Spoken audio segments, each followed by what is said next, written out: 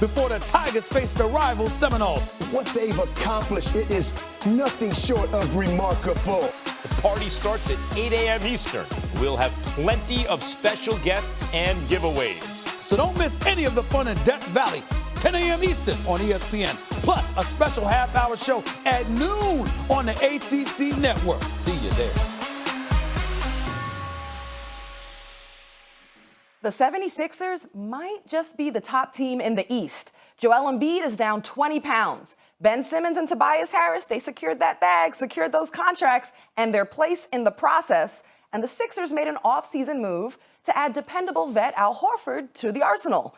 However, Philly also endured big losses. Floor spacing shooter J.J. Redick and clutch performer Jimmy Butler are gone.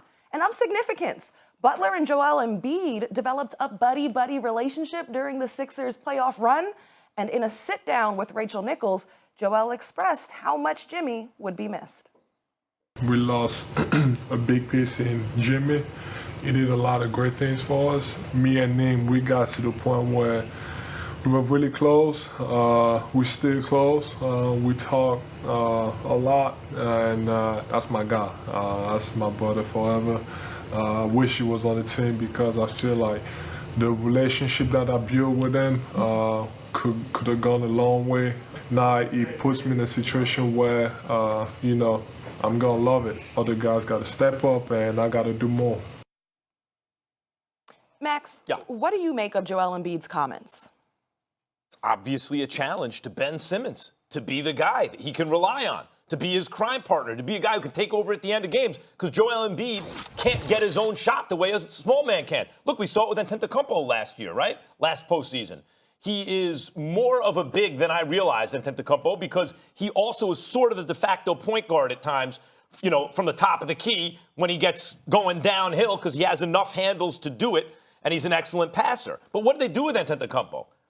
They surrounded him with shooters, including Lopez, who's not only a 5 who can shoot, but he can defend the rim. So you have a rim defender who allows you to play 5 out, so the guy who can't shoot can penetrate. You either double him, and he will find the open man, or he's going to bang it on you. It was an unstoppable system for the Bucks, and it could work even better for the Sixers. It can possibly work better for them because Simmons got better handles than the Freak. Simmons is like a toned down LeBron James with better handles, right? Like he's got and can get to the rim and goes hard. So what do you need? They brought in Al Horford. This man can shoot the 3 and defend the rim. He's a souped-up Lopez. So you can start playing that way with Simmons. But what did I say last year, Stephen A? Simmons and Embiid are not complementary. They're not.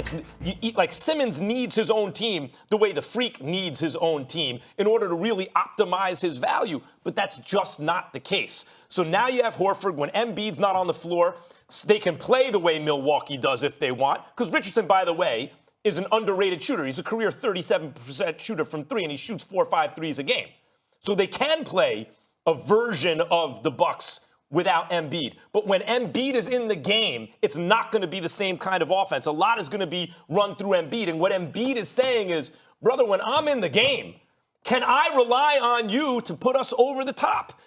We saw what Jimmy Butler did in the playoffs last year, Stephen A. You brought it up. They had a guy to go take Kawhi on one end and then answer him on the other end. Hey, Ben Simmons, can you be that guy when we need you most? Or are you going to be in the dunker spot because you won't, not even can't shoot, you won't shoot. You won't take that responsibility. When he's talking about Jimmy Butler and their bond and everything, it's not just a personal bond. It's what Jimmy Butler did for the team in crunch time. Who's going to do that on this team? Because that's not Richardson. It's not Horford. They're nice players. It's got to be Simmons. You're wrong. You're wrong, and you missed the boat on this one because it's not about on the court. It's about off the court. The fact of the matter is you bring up all of those things on the court. You can work around that. If you're a coach and Brett Brown knows what he's doing, you can work around that. Yes, you don't want to lose Jimmy Butler, who's got the heart of a lion, and he can ball, and he averaged 18 and 8 in the 55 games that he 18, 5 and 4 actually in the 55 games that he played for you.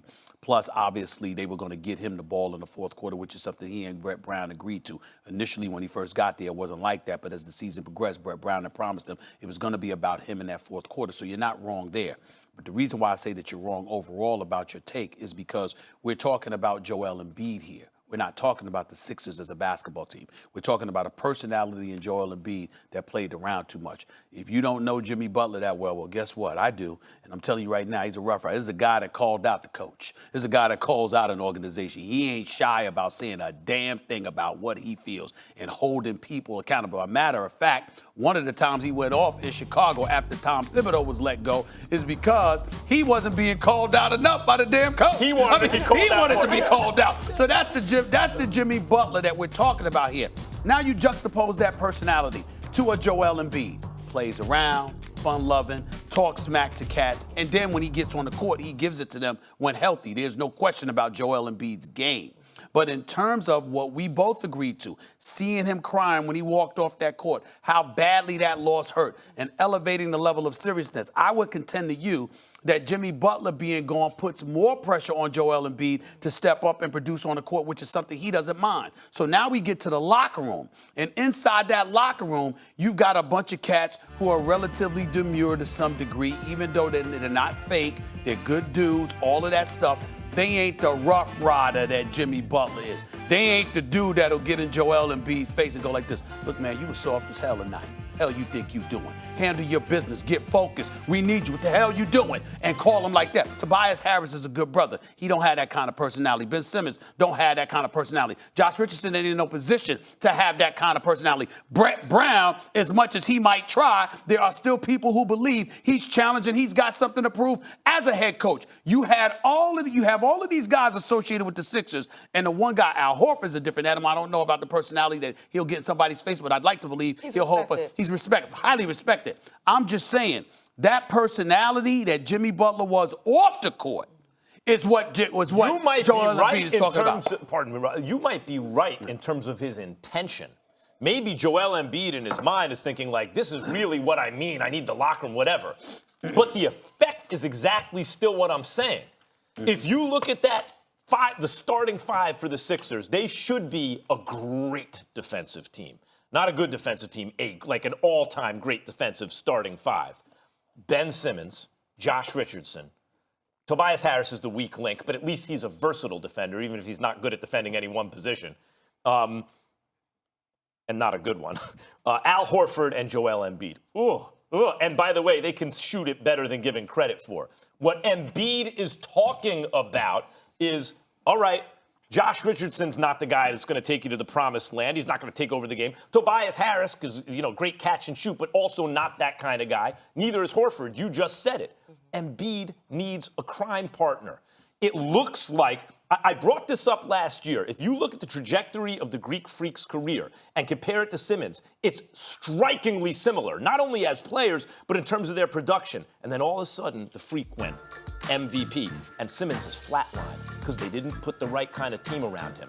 They've put a better kind of complementary parts around Simmons now, and the effect of what Embiid is saying is, okay, can you be that dude? We lost that dude. Can you be that dude now? I don't think that's what he's saying. And not only that, let's also understand from a basketball perspective what has transpired. Jimmy Butler is a damn good scorer and obviously a clutch player as well. Got a lot of heart. There's not a big discrepancy in terms of shooting prowess between him and Josh Richardson. We look at Tobias Harris. Some would say he and Jimmy Butler couldn't necessarily coexist. They expect Tobias Harris to be better with the absence of Jimmy Butler. You got Horford. He could spell for Joel Embiid when Joel Embiid has to sit out games, when he's injured, or even when he's there, but you don't want him to play but so many minutes because you want him to be healthy for when it really, really counts. And can run the floor better than Embiid. Since they haven't been out of the semifinals the last 2 years. Not to mention, one of the greatest strengths about Horford, as you well know, Roz, is his ability to spot up and shoot. He can stretch particularly from the key. Horford can bring the ball up. Yeah, I understand Horford can do everything. I'm just saying but you wouldn't ask him to with Ben Simmons. Sure, you don't need to. All I'm trying to say to you is that, so in terms of the shooting and finding somebody else, they're elite defensively, and in terms of shooting prowess, they didn't lose much To me, the only loss is J.J. Redick being gone. But it's not shooting. It's like Richardson, Tobias Harris. Somebody to go Al to Horford. is what you're talking about. Who's going to go get their own shot? but- Jimmy Butler could play the point. Jimmy Butler could get his own shot. Jimmy Butler could shoot from the outside, Right. rose to the occasion, and defend the other guy's best guy. You And might if you look at it remember like that that. Jared Dudley moment in the Nets 76ers series, remember when he got all up in his face? There was one guy who immediately came to Joel Embiid's defense. Of course. It was Jimmy Butler. Yes. That's So what I he's mean, ta- I he's think that talking was about that too. And then throughout the playoffs, the two of them would do post-game pressers Yes, together. together. And in sitting with Jimmy Butler and with Joel Embiid, they'd both echo. They were tight. That's my guy. And they both were used to taking a lot of flack from the media. And I think they bonded around that. Jimmy would tell Joel, don't worry about what they're saying. And Joel would listen. And then Jimmy was closing and being clutch. Now, to your point, as we wrap this up, like, do you think it was in poor taste, though, as we head into a new season, for Joel Embiid to have this national interview, and instead of him to use the moment to say, hey, it's going to be more on me and Ben, he instead talked about how great Jimmy Butler was. To me, that's the past. Well, he was asked a direct question about Butler, so he answered it. But to me, I'm with you on everything you said, which is really reflecting what Stephen A. is talking about. They were besties. They were, he helped them in the locker room, all this kind of stuff. But he didn't stop there. He talked about in crunch time, in the play, he talked about the things that Butler was doing on the floor when it mattered most. And to me, that's a kind of tough love, big brother thing that Embiid's turning to Simmons and going, you going to be that, yes or no? And- Not, yeah, Simmons can be that. Let me see you do it. But is he turning to Simmons or is he turning to Brett Brown? Because those of us who cover the NBA always hear about Brett Brown. And how many times I've been on this show, Max, and I brought up Brett Brown to you, who I genuinely like. He's a really, really nice man. He's a good man, okay? And he went through a lot to get to this point where the Sixers are competitive. So he deserves the opportunity to be there. I've never advocated for him being fired, even when I thought he blew 3 playoff games a couple of years ago, okay? But the bottom line is, everywhere you turn in the NBA for aspiring coaches out there, they all look at the Philly job because they all question whether or not he's the right man for the job. You think they did that without talking to players? Let me tell you something. You got players questioning Brett Brown. Embiid's talking about what Butler did on the floor in crunch time. That's not Brett Brown. There's only one man he could be talking about. That's Simmons. All right, guys, enough talking about the East. Because First Take is heading west. We'll be in Los Angeles the entire week of October 21st for NBA opening week, including the huge Lakers and Clippers showdown at Staples. We'll have plenty of special guests and surprises.